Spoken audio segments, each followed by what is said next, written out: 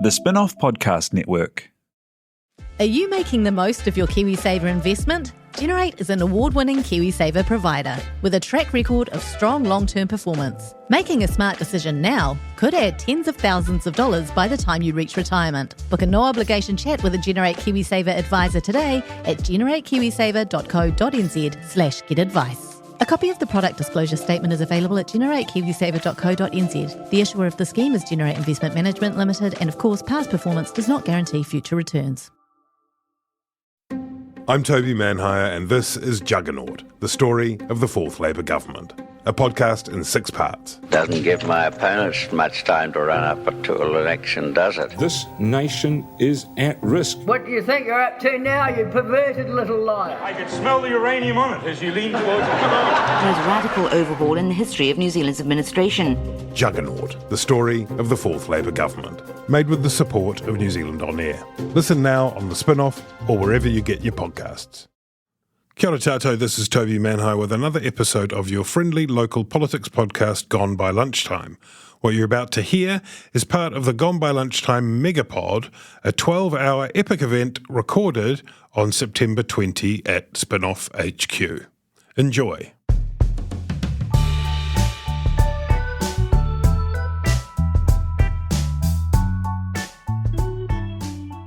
Tēnā koutou katoa, this is Toby Manhire on the Spin-off Election 2023 Megapod. We are into hour 8 now on Wednesday, the 20th of September, and it's a bumper hour in the Megapod. We've got Grant Robertson coming on, we've got Ruff Mungie coming on, but first, patching in from Dunedin, the People's Professor of Public Law, Andrew Geddis from the University of Otago. Kia ora, Andrew, how are you? Yeah, kia ora, Toby, nice to hear you. I wanted to talk to you about stuff that is fascinating. I think probably we don't talk about it enough. And it's the bit after the votes have been cast, the bit after they've been counted, or sometimes when we're still waiting for the specials. And that's the business of putting together a government and what that involves. Can you walk us through, I guess, from the start, please, Andrew? What's the first thing that happens? Well, as you mentioned, the votes get counted and the seats get split up. And depending on the division of seats, it could either be a pretty easy, straightforward process, or it could be a pretty complicated long-term one. Of course, after 2020, it was easy, right? Labour was a majority, they were government, straight in, no problem. It could be relatively straightforward after this election if a couple of parties, most likely National or ACT, have a pretty clear majority, so that even if specials change things by a vote or two, it's not really going to change the outcome. By a seat or two, it's not going to change the overall majority. And in that case, National and ACT would get down to try to do a deal.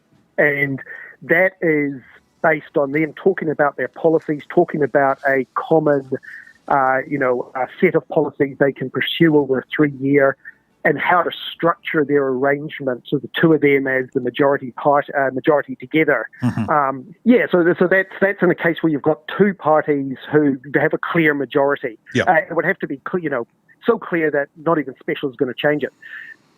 The possibility that's now raising its head, of course, is that you may have 3 parties in the mix. Could be Labour, Greens, Te Pāti Māori, or could be New Zealand First National Act. If you've got that, then things start to get complicated because you've got basically a 3-way negotiation having to take place. Likely that wouldn't happen until after specials, because the parties would want to know exactly, what their shape of the relative strength of each caucus is. But essentially, it's the same deal. They have to talk to each other in whatever way they want. There's no rules about that. There's no rules about how they negotiate. There's no rules about what they decide to form a majority that they can then allow the government to take place. And what do they do when they feel they've got that, whether they've got a written text, whatever agreement they've got, a secret handshake? What next? How do they kind of assert that governing majority? So the Governor-Generals, plural, over time have made it very clear that what they need to see before they will appoint someone as Prime Minister are clear statements, clear public statements from each of the parties involved as to what they'll do. And the Governor-General will then work off what the parties basically say. So if the parties say, we have reached an agreement and we are going to support someone, Christopher Luxon or Chris is terrible. Hipkins is the guy. Chris Hipkins. Yeah. I know. Sorry, that's my blank. Oh, it's that time of day. We're going to support one of those two as being Prime Minister. Then the Governor-General will work off that clear statement and will appoint them as being Prime Minister. Then it goes into like the formal vote of confidence when Parliament meets to kind of, just basically rubber stamp that. Right. But it's the parties speaking publicly about what they've agreed is what the Governor-General works off. And that's, as far as our Governor-General goes, I mean, it's mostly kind of a titular thing. They cut some ribbons, they put swords on shoulders and do all that business and give speeches. This is pretty critical constitutional role here. Yeah, so this is the one thing the Governor-General does that they do off their own bat without being advised what to do. Normally the Governor-General is told by ministers, do this. Yes. And then the ministers having confidence, the Governor-General does it. That's what convention says. So, for example, they sign off bills. They sign off bills, but they don't go, actually, I don't fancy this one. It doesn't work for me. They just sign it. Yeah. Exactly. Yeah, exactly. So long as you've got a government that has majority support, the Governor-General does what the ministers advise. Right. Here, there is no one to advise the Governor-General. They have to, off their own bat, say, I am making you the Prime Minister. But in order that they can do so in a way that's legitimate and doesn't, raise eyebrows, they say, you tell me publicly as parties what you're doing so I can act off that. And what happened in Australia was it 1975 when Gough Whitlam was turfed out by the Governor-General? Yeah. Remind me what happened then and whether or not that has any relevance to the setup here. Yeah, so that had to do with the difficulty in getting the budget passed. Yeah. And the fact that the upper house, the Australian Senate, had rejected the government's basically the government's spending. And what the Governor-General did there was say, I believe that you can no longer govern. And so the Governor-General, off their own bat, dismissed the Prime Minister and said, basically, you can no longer be Prime Minister because I don't think you've got the confidence of Parliament anymore. And that was deeply controversial because there was still a majority in the lower house, in the House of Representatives. And so that basically looked like the Governor-General was taking their own independent action to decide who the government should be, because of course it required a new election, and then the other side, the Conservative, the Liberals won, and there was a new government. And so, down the ages, the view on the left from the Labor Party was that the Governor-General basically knifed a Labor Party Prime Minister in order to allow the Liberals to become government. And that's the sort of problem. When the Governor-General steps in and independently makes a call, they open themselves up to that kind of critique or that kind of analysis. And the Governor-General doesn't want to be in that position, right? Because they're just an appointee for some hereditary monarch who lives over in London. Right. So, what kind of authority do they have to do anything? Right. And so does that stand as an example in Australia and maybe here and elsewhere of something to avoid? You don't want to get yourself into a situation like that? Yeah, and so what Governor-Generals, plural, in New Zealand have said is, you guys, the politicians, basically need to work out things like who gets to be government. So you have to do the deals, you have to talk amongst each other. I, the Governor-General, do not get involved in that process. I don't try to guide you. Some European countries, for instance, like, I don't know, anyone who's watched Borgen, the greatest television show ever about politics, well, remember that their sovereign says to a political leader, you have the right to go away and try to form the government first. That doesn't happen in New Zealand, right? In New Zealand, that's a free-for-all. The parties talk amongst each other without the Governor-General, the sovereign, being involved in that process. And only after the political deal is done does they the Sovereign, the Governor-General, come in and make the appointment. And there are some people that believe that in the New Zealand system, the party that gets the plurality, the largest number of votes, which, for example, would have been Bill English's National Party in 2017, should get first go, don't they? And there's nothing in the rules that says that so, but is that the kind of thing that can develop as a convention over time? Well, I mean, it's not clear what first go would mean, right? I mean, if you remember back to what was happening in 2017, Bill English got the most votes, but it was Winston Peters who was making the choice. And so what does it mean to say he has, quote, first go to talk to Winston Peters? Well, I guess what did it mean in the Danish example? Wasn't it that? Was it not you get first go? Was it something different? Yeah. So the way it works under their system is, yes, that the negotiations can only take place between that party and the party that they want to talk to. But they have a kind of formalised, ritualised way of doing it, which we just don't have in New Zealand. Right. Our way in New Zealand is the Governor-General is completely outside the system, doesn't say anyone has a right to talk about being government. The Governor-General only steps in once the negotiations and discussions have happened. Also, there's no real reason. I mean, why should the biggest party have the first try? Because all that matters is who's got the majority. And that can be determined by the parties talking amongst each other. Are you curious about how business can be better? I'm Simon Pound, and I host Business is Boring, a podcast where I kōrero with some of the most interesting people in entrepreneurship, commerce, and making things happen. Tune in to Business is Boring every Tuesday, brought to you by the Spin-off Podcast Network in partnership with Spark Business Lab.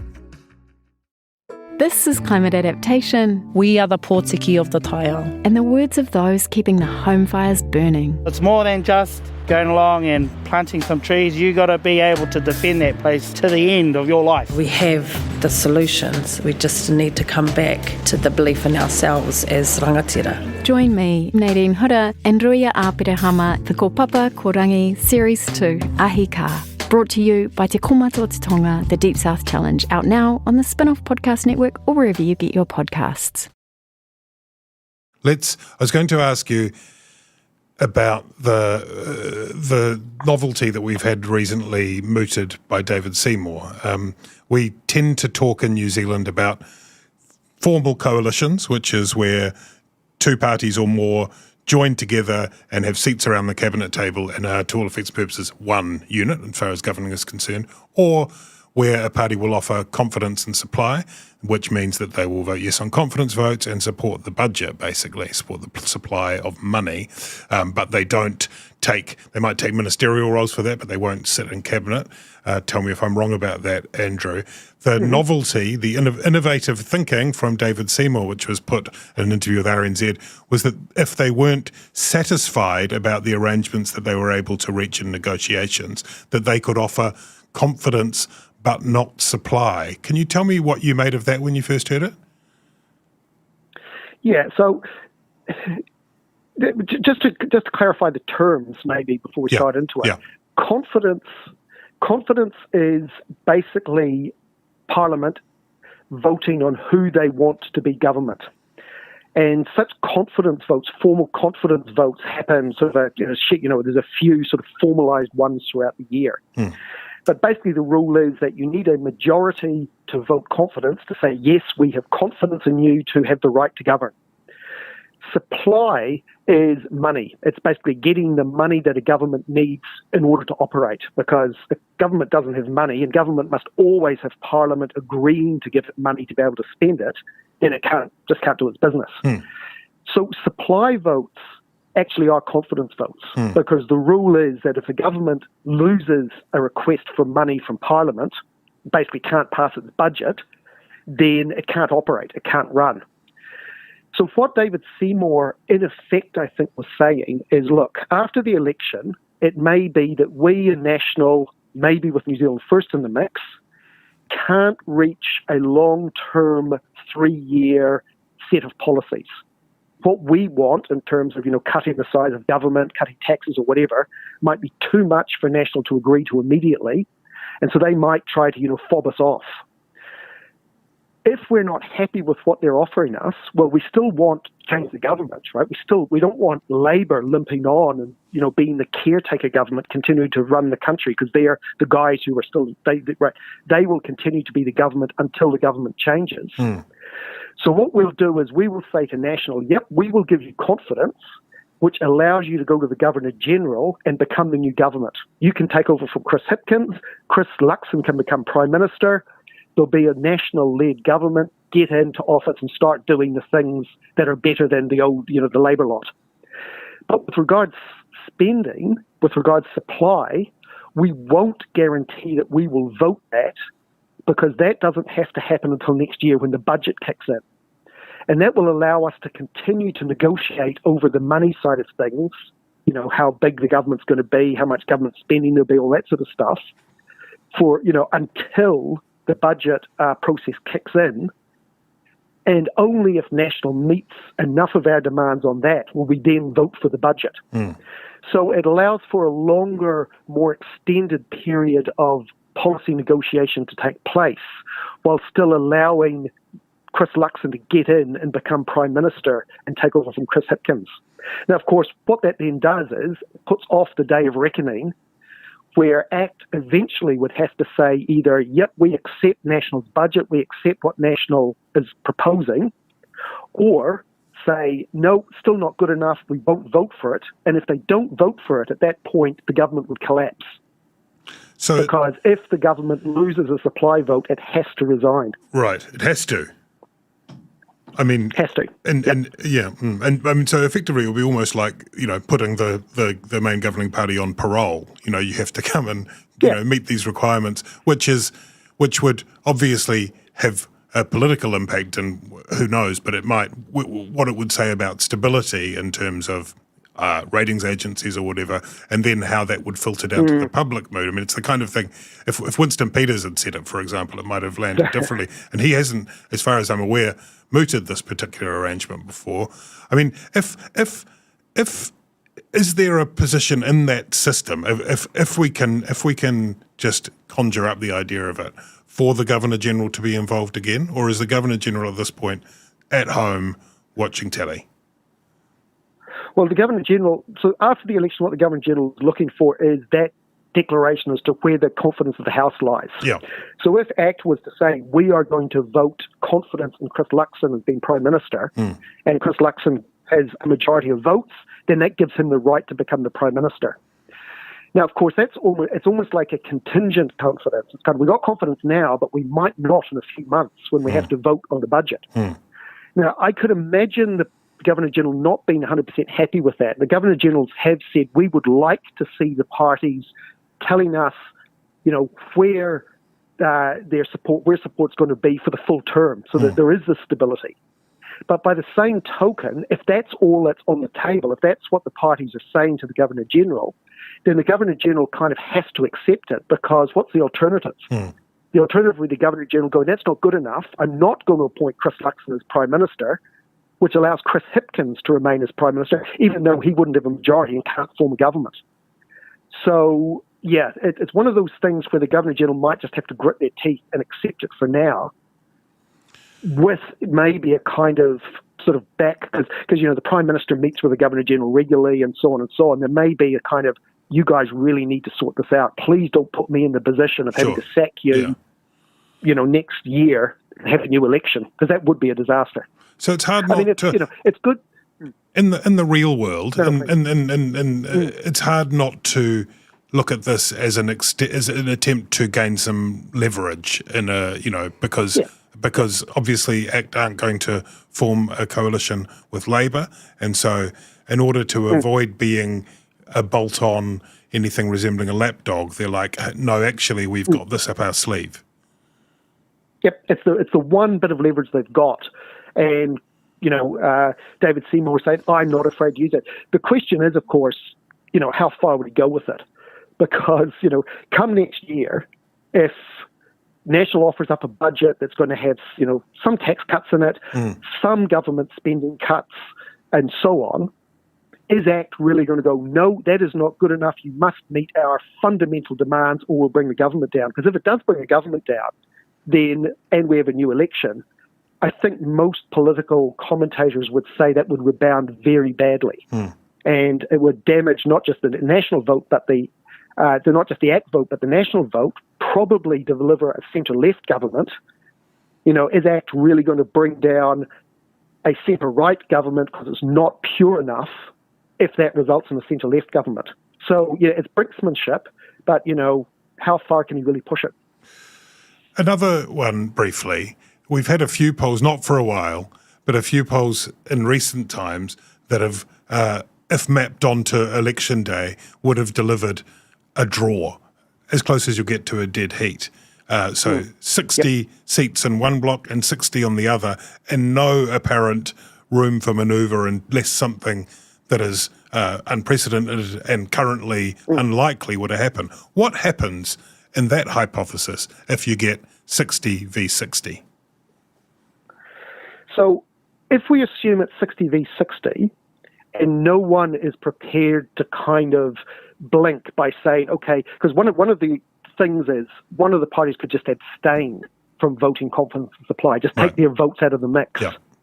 So that would allow then a government to form, but you could say, well, it's not my fault, I'm not voting for them, I'm just not voting. So that's one way you could get out of the but if that didn't happen, if everyone stuck true to Party Māori, Greens and Labour said, we will never vote for, or we will never allow an ACT national government to come into place, ACT National said, we will never allow anyone else. So everyone stays true. You've got 60-60. No one can form a government because you need to win a vote of confidence. To win a vote of confidence, you need one more vote for than against. So a 60-60 tie is not good enough. And if you had that, and that, 60-60 stayed in place, I think there'd be no option but to have a new election.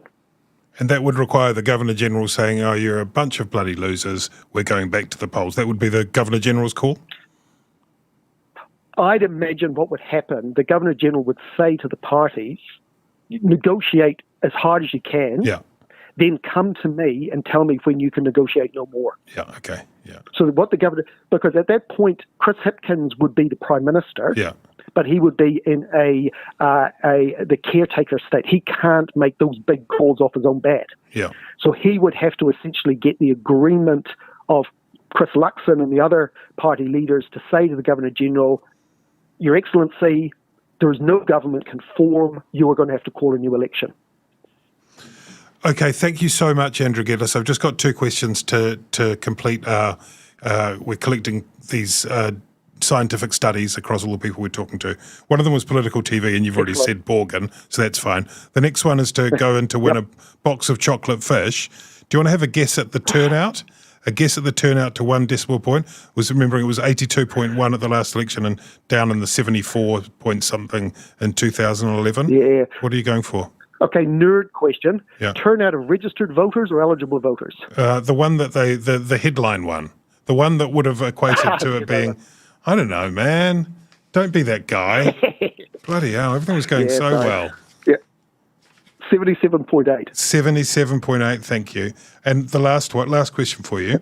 As you know, Christopher Luxon has been talking a lot about mojo during the course of this election and the loss of mojo on the part of the country. Maybe. We get to the bottom of that. How are you personally? What is your personal mojo level between 0 and 10? 0 being none, gone, kaput. 10 being absolutely brimming, replete with mojo. Oh, is it not a negative ranking here? Lower than 0? No. We have had 1-0, I think, so far. A lot of the politicians are saying 10. Seymour said 8. Yeah, of course they are. Yeah. Yeah. Look, I can pull myself. Talking to you, Toby, has probably brought me up to a 5. That's how the magic happens. It's been so good to talk to you, and I'd like to do it again soon. Not on a 12-hour-long podcast, but thank you so much for coming on. Good luck to you. All right. Kia ora, Andrew. Thank you. Bye. Okay, that is the spin-off election Megapod rocking in towards 4:30 on Wednesday the 20th. We're going to come back really soon, hopefully with Grant Robertson on the line. This is the Megapod.